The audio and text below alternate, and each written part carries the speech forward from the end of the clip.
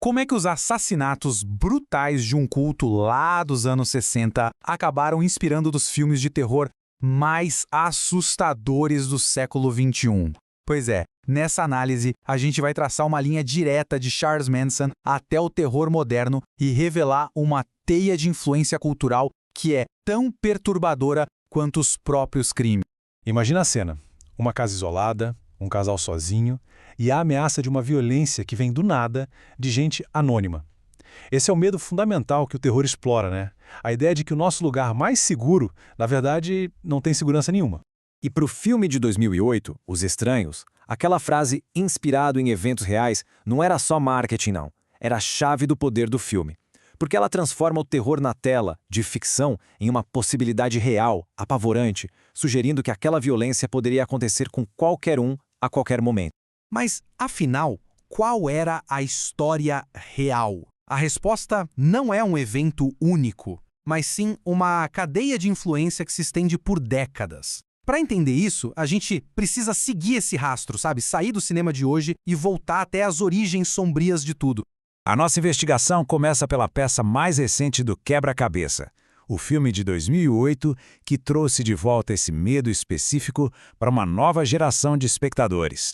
O diretor do filme, Brian Bertino, até citou uma memória de infância como inspiração, mas as raízes mais profundas desse terror vêm de duas fontes bem sinistras: os assassinatos chocantes da família Manson e o livro que praticamente gravou essa história na consciência de todo mundo.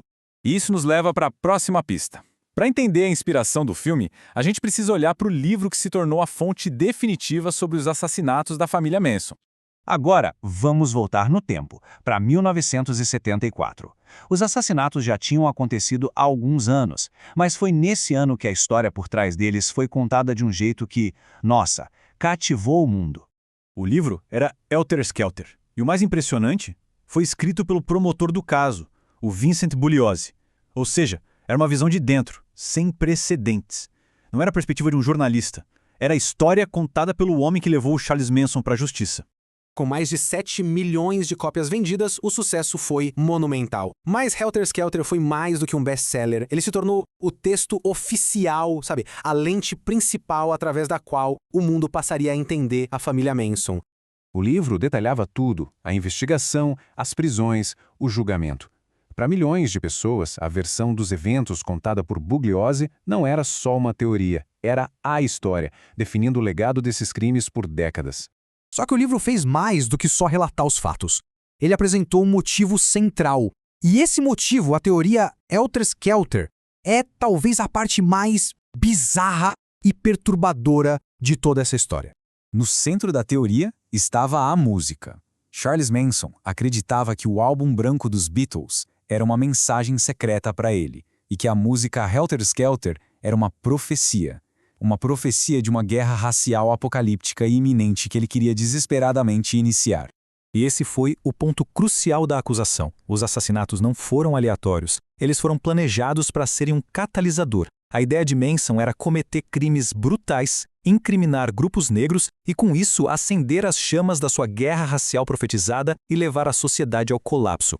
Uma teoria tão extrema assim precisa de seguidores devotos para colocar em prática, né? Então, quem eram exatamente as pessoas que compunham o culto de Charles Manson? Essa linha do tempo mostra uma descida muito rápida e aterrorizante. O que começou no final dos anos 60 como uma comuna que parecia inofensiva, se transformou sob o controle de Manson em um culto assassino, culminando nos assassinatos Tate LaBianca em agosto de 1969 e em atos de violência que continuaram até anos depois. Os principais envolvidos incluíam Manson como o líder, seguidores como Tex Watson e Susan Atkins como executores, e Linda Kasabian, que mais tarde se tornou a testemunha-chave da promotoria. Os destinos deles variaram. A maioria morreu na prisão, embora Leslie Van Houten tenha recebido liberdade condicional em 2023, o que, claro, reacendeu todo o debate sobre o legado do culto. Os crimes aconteceram há mais de 50 anos, mas a história da família Manson nunca desapareceu. Vamos explorar por que esse capítulo tão sombrio da história continua a assombrar e a influenciar a nossa cultura. Esse contraste é a chave para o fascínio duradouro da história. A imagem pública era de paz, amor e ideais hippies. A realidade sombria por trás dessa fachada era um culto construído sobre manipulação, medo e uma capacidade de violência extrema. Então, aqui está. A linha de influência é clara. Um efeito dominó. Tudo começa com o crime de 1969. 5 anos depois, o livro Helter Skelter consolida isso na história. E décadas mais tarde, o livro e o crime inspiram um filme de terror, criando um eco cultural que mantém a história viva para novas gerações. Então, por que essa história perdura?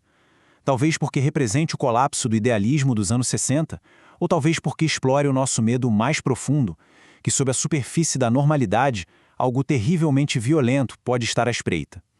De um crime real a um livro best-seller e a um filme de terror moderno, o legado de Manson não é apenas história, é um fantasma que continua a nos assombrar, um eco que se recusa a desaparecer.